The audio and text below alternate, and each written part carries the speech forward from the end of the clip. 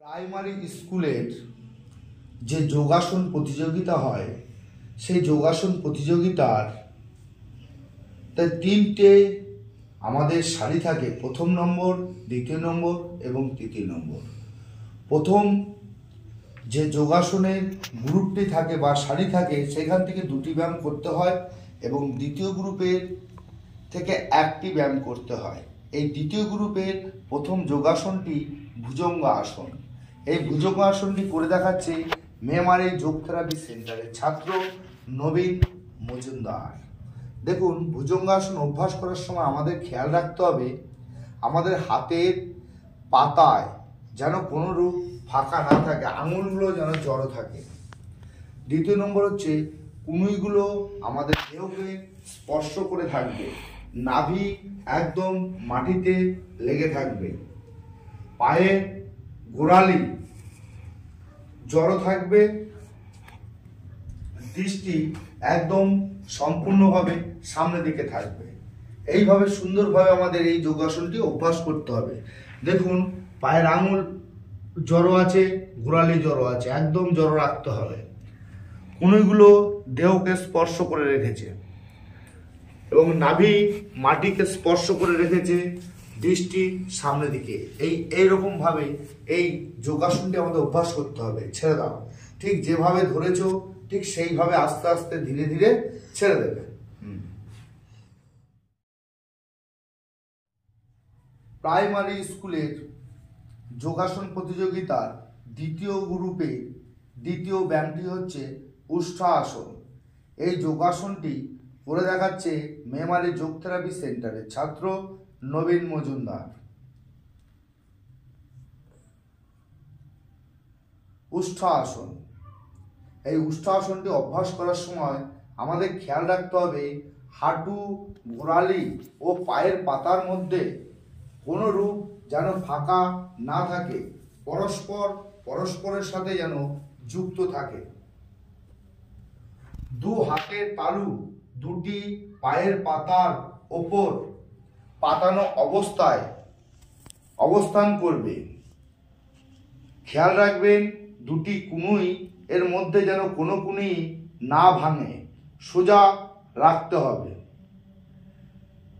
পায়ের দুটি হাঁটু থেকে কোমর পর্যন্ত 90 ডিগ্রি অবস্থায় রাখতে হবে, মাথা পেছনে ঝুলানো অবস্থায় থাকবে। এইভাবেই আমাদের এই যোগাসনটি অভ্যাস করতে হবে। দেখুন, পায়ের পাতা প্রথমে হাঁটু, গোড়ালি এবং পায়ের পাতার মধ্যে কোনো রূপ ফাঁকা নেই, একদম সুন্দরভাবে হাতের পাতা পায়ের পাতার উপরে ছড়ানো আছে।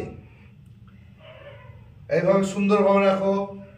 কোমর থেকে হাঁটু পর্যন্ত 90 ডিগ্রি অবস্থায় রাখতে হবে। এইভাবে এই আসনটি মাথাটিকে ঝুলিয়ে রাখতে হবে। এইভাবে এই আসনটিকে আমাদের অভ্যাস করতে হবে। ব্যাস, এবার আস্তে আস্তে ছেড়ে দাও। ঠিক যেভাবে আমরা এই আসনটিকে ধরেছিলাম ঠিক সেইভাবে এই আসনটিকে আমরা ছাড়ব। মনে রাখবেন, ধরা এবং ছাড়ার নিয়ম যেন আমাদের ঠিক থাকে। প্রাইমারি স্কুলের যোগাসন প্রতিযোগিতার দ্বিতীয় গ্রুপের তৃতীয় ব্যায়ামটি হচ্ছে চক্রাসন। এই চক্রাসনটি করে দেখাচ্ছে মেমারি যোগ থেরাপি সেন্টারের ছাত্র নবীন মজুমদার। এই যোগাসনটি অভ্যাস করার সময় মনে রাখতে হবে দুটি পায়ের পাতা দূরত্ব যেন আমাদের কাঁধের লেভেলে হয়। দুটি হাতের আঙুল জড়ো অবস্থায়, গোড়ালি সোজাসুজি নির্দিষ্ট দূরত্বে থাকতে হবে, আনুমানিক 12 ইঞ্চি, যাতে আমাদের চক্রের মতো আকার ধারণ করতে পারে। হাতের কনুই অবশ্যই সোজা থাকবে এবং কানের সাথে লেগে থাকবে। হাঁটু যতটা সম্ভব সোজা রাখার চেষ্টা করতে হবে। এইভাবে আমাদের এই যোগাসনটি অভ্যাস করতে হবে। দেখুন, পায়ের পাতা আমাদের একদম সোজা থাকবে, পায়ের পাতা আঙুল থেকে পায়ের গোড়ালি পর্যন্ত একদম সোজা। হাতের পাতা পায়ের গোড়ালির সঙ্গে সোজাসুজিভাবে অবস্থান করবে। কানটাকে চেপে রাখতে হবে, সুন্দরভাবে সোজা করে আস্তে আস্তে তোলো কোমরটা। এই যে হাঁটু আমাদের সব সময়ের জন্য 90 ডিগ্রি অবস্থায় অবস্থান করতে হবে। নাও আবার আস্তে আস্তে ছেড়ে দাও। ঠিক যেভাবে ধরবো আমরা ঠিক সেইভাবে ছাড়বো।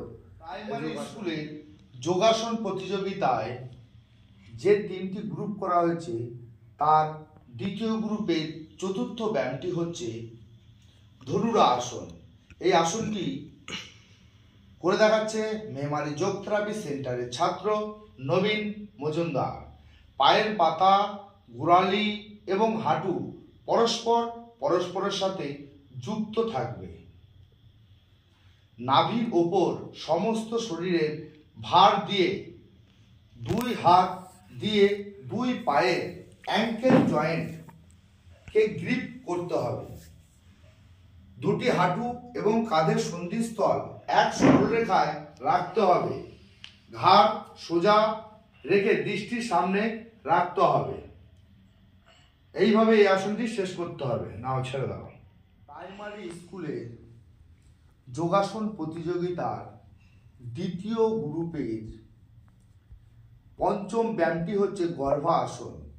এই আসনটি অভ্যাস করার সময় 2টি হাত থাই এবং কাপ মাসেলের মধ্যে দিয়ে হাতের তালু দিয়ে কান দুটিকে ঢেকে রাখতে হবে।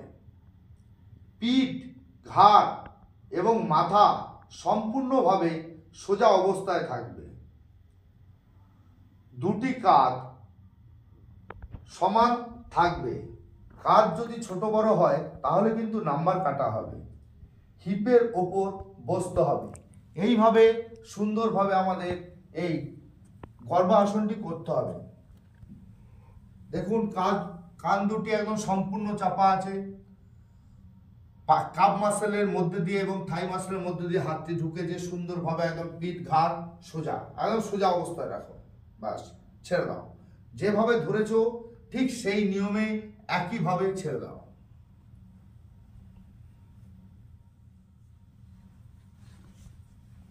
প্রাইমারি স্কুলের যোগাসন প্রতিযোগিতার দ্বিতীয় গ্রুপের ষষ্ঠ ব্যায়াম একপদ শিরা আসন। এই আসনটি অভ্যাস করার সময় একটি পা সামনের দিকে সোজা অবস্থায় থাকবে। অপর পাটি কাঁধের উপর দিয়ে বিপরীত কাঁধকে গিয়ে স্পর্শ করবে ওই পায়ের গোড়ালি।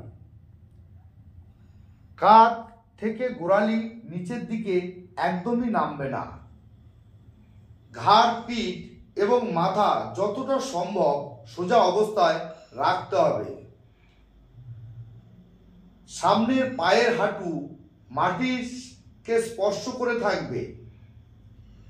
পায়ের পাতা টান টান অবস্থায় রাখতে হবে। হাত দুটি বুকের সামনে নমস্কার ভঙ্গিতে রাখতে হবে।